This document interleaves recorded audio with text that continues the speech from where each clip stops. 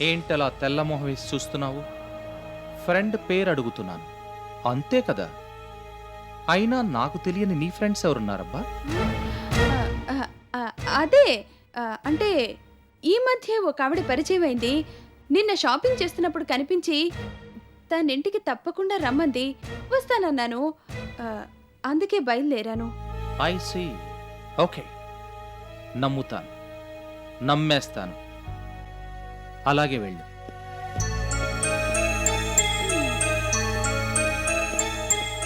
One minute.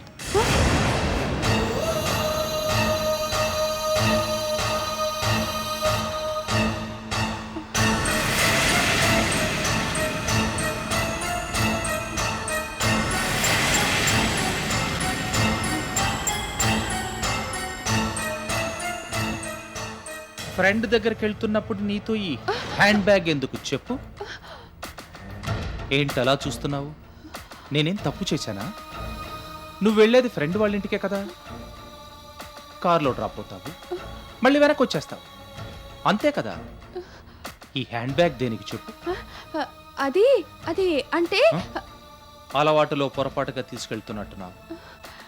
ఈ hand bag ఇంట్లోనే ఉంచెళ్ళు.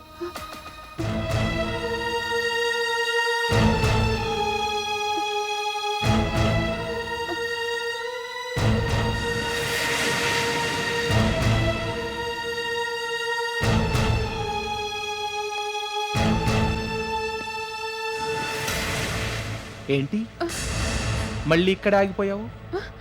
దేని గురించి ఆలోచిస్తున్నావు? అసలైనా ఈ హ్యాండ్ బ్యాగ్ గురించి ఇంతలా ఇదైపోతున్నావేంటి? ఇందులో ఏదో ఉన్నట్టుంది. There is definitely something inside. చూసావా, ఆ మాట అనంగానే నువ్వెలా షాక్ అయిపోతున్నావో? అవి అది అదేం లేదు. అలాంటిదేం లేదు. ఇందాకే చెప్పాను కదా, నా దగ్గర ఇలాంటివి పని చేయవు.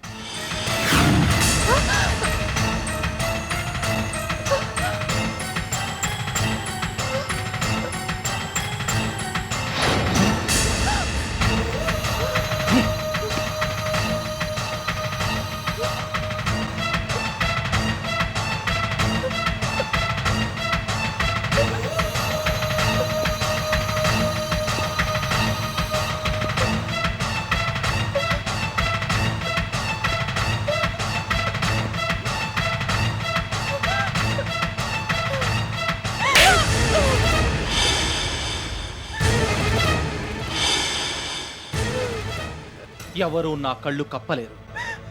నీకనవసరంగా ఎక్కువ ఫ్రీడమ్ ఇచ్చి తప్పు చేశాను. నీ రెక్కలు కత్తిరించి ఇంట్లో పడేస్తే ఇలాంటి పొరపాట్లు జరగవు. కానీ ఎంత కాదనుకున్నా నిన్ను ఒకప్పుడు గాఢంగా ప్రేమించాను కాబట్టి ఆ పని చేయలేను. This is the last and final warning. నువ్వు కాబట్టి ఇలా ఆఖరిసారిగా చెప్తున్నాను. ఇక ముందెప్పుడు ఇలాంటి పిచ్చి పిచ్చి ప్రయత్నాలు చెయ్యొద్దు. నా విషయాల్లో జోక్యం చేసుకోవద్దు. ఇవాళ చెంపదెబ్బతో వదిలిపెట్టాను. ఇక ముందు ఏం చేస్తానో నాకు తెలియదు. నా సంగతి నీకు తెలుసు కదా. ఆవేశంలో ఏమైనా చేయగలను, ఎంతకైనా తెగించగలను. కుక్కిన పేనులా ఓ మూలన పడుండు. అనవసరంగా ప్రాణాలను పోగొట్టుకోవద్దు.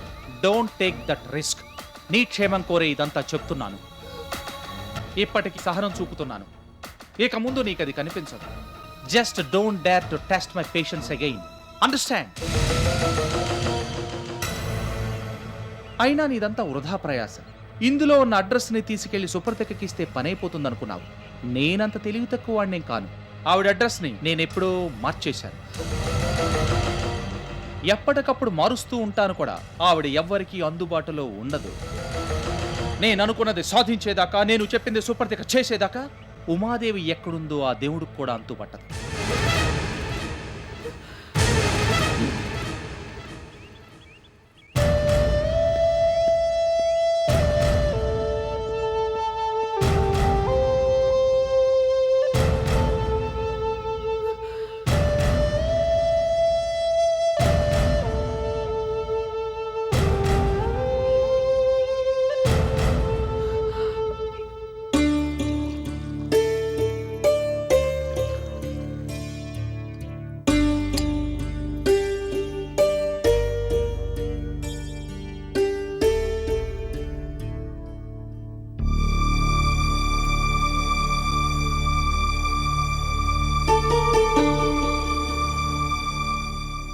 సుప్రతీక,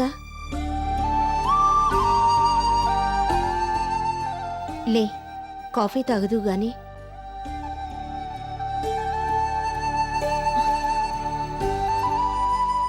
ఏంటో వదిన, బాగా తలనొప్పిగా ఉంది.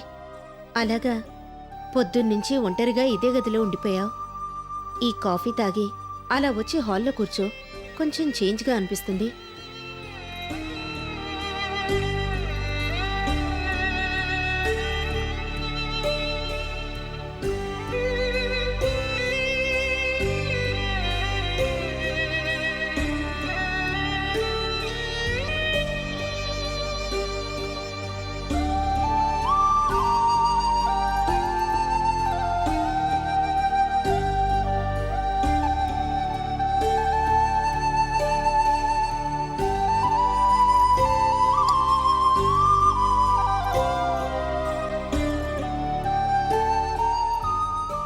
మందేమన్నా వేసుకుంటావా?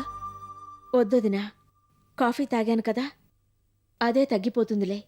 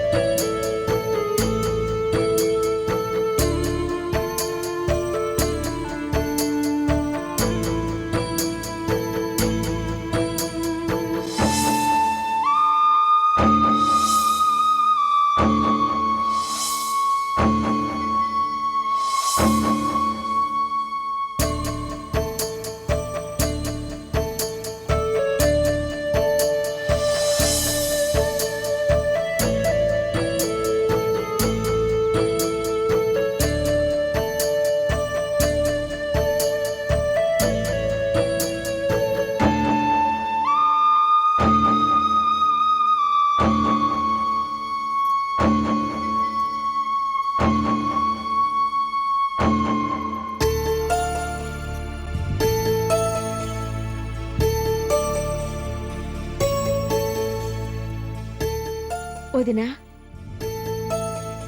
నువ్విప్పుడు పూజ చేస్తావు కదూ? అవును. ఏ?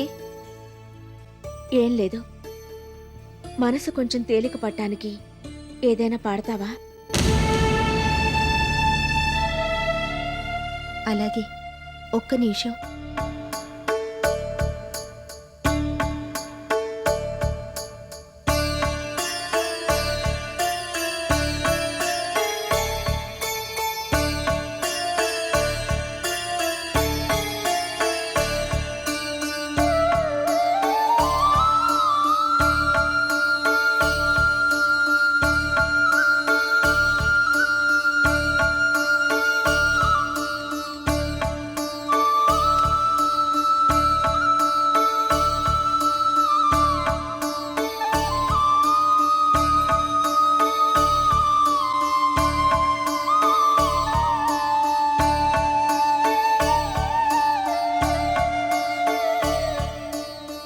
నీవే తల్లివి తండ్రివి, నీవే నా తోడు నీడ, నీవే సఖుడును గురుడును దైవము, నీవే నా పతియు గతియు నిజముగా కృష్ణ.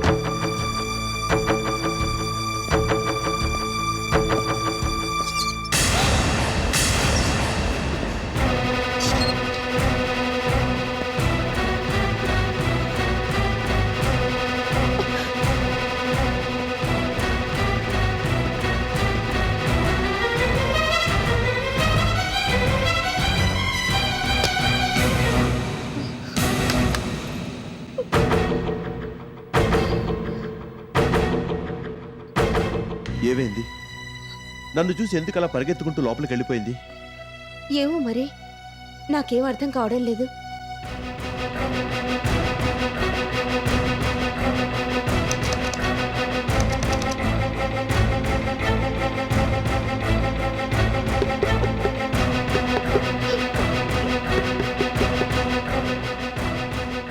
సుప్రతీక, సుప్రతీక, సుప్రతీక, నిన్నే. నన్ను చూసి ఎందుకు పరిగెత్తుకుంటూ వెళ్ళిపోయావు? ప్లీజ్, నేను నీతో చాలా మాట్లాడాలి. ఒకసారి తలుపు తెరువు. నిన్నే, ఓసారి తలుపు తీ ప్లీజ్.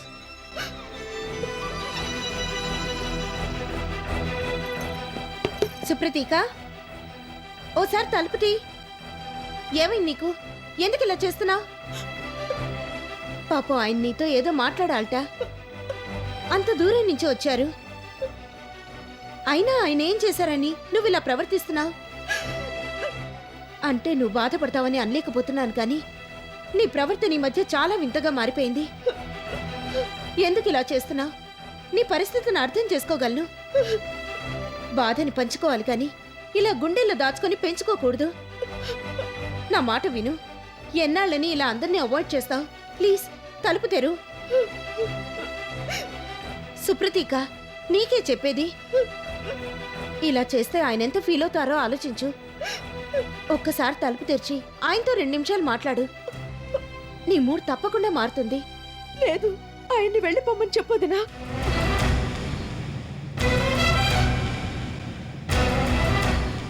ఏంటి సుప్రతీక ఇది? నువ్వేనా ఈ మాట అనేది? అయినా నేనేం చేశాను ఇలా మొహం చాటేస్తున్నావు? నా మొహం చూడాలంటేనే అసహ్యం వేస్తుందా? అంత తప్పు నేనేం చేశాను? నేను నీ బాధ పంచుకోవడానికి ఇక్కడికి వచ్చాను తప్పితే వేరే ఉద్దేశంతో రాలేదు. ప్లీజ్ ఒక్కసారి తలుపు తీ.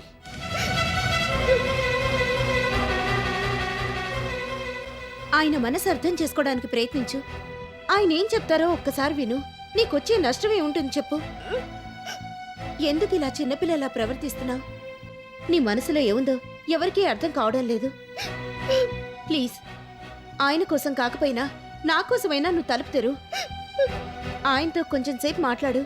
నీ మనసు కూడా తేలిక పడుతుంది.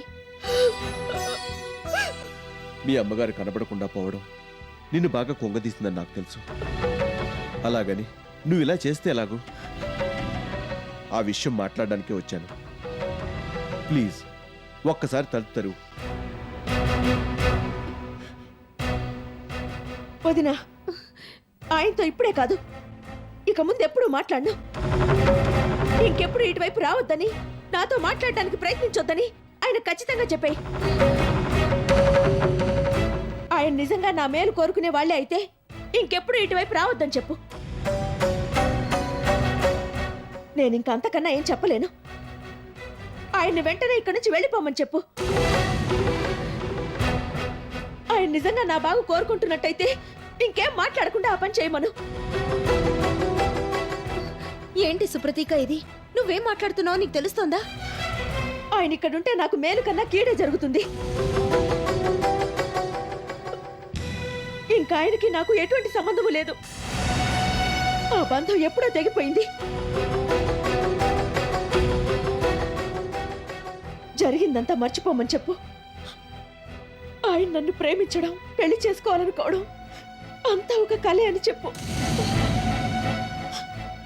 కలలు ఎప్పుడూ నిజం కావు. నీకు నిజంగా ఏదో అయింది. నువ్వు మామూలుగా మాట్లాడడం లేదు అసలు. ఆయన ఇంకొక నిమిషం ఇక్కడున్నా నేను ప్రాణాలతో ఉండను. ఆ విషయం చెప్పు.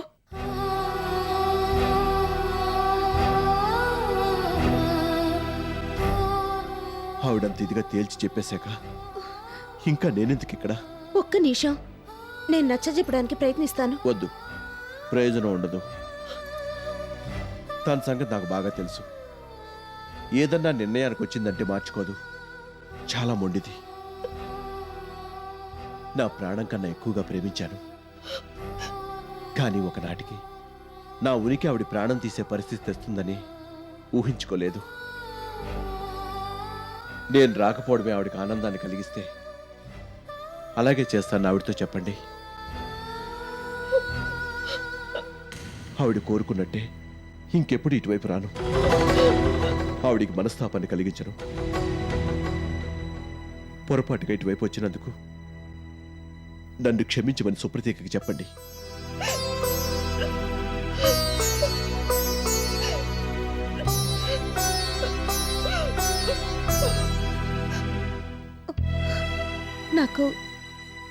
నాకేం చెప్పాలో అర్థం కావడం లేదు. సుప్రతీక మనసేం బాగోలేదు.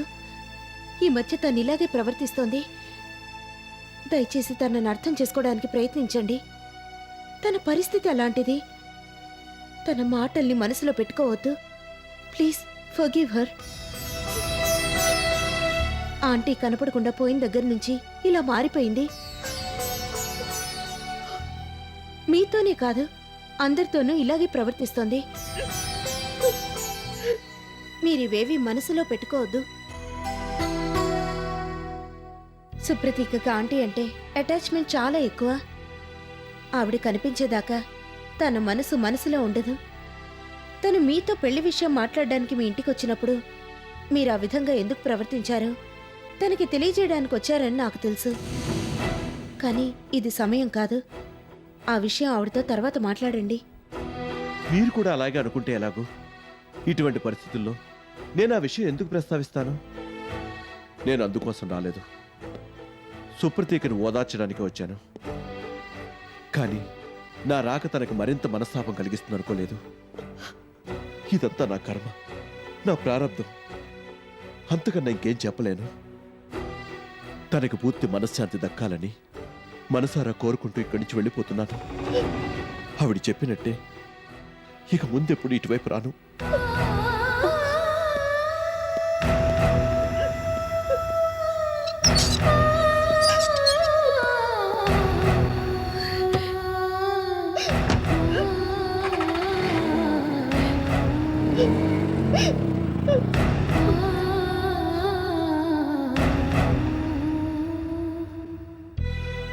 ఆయన వెళ్ళిపోయారు.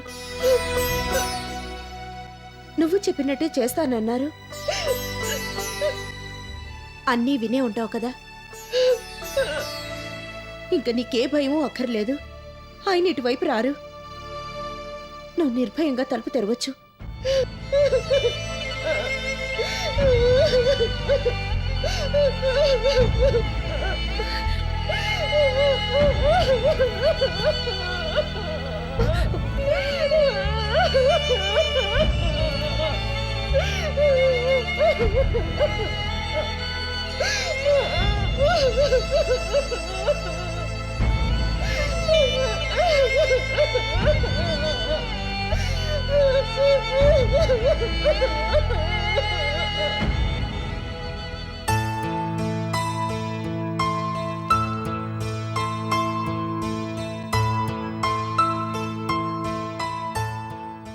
ఏంటది?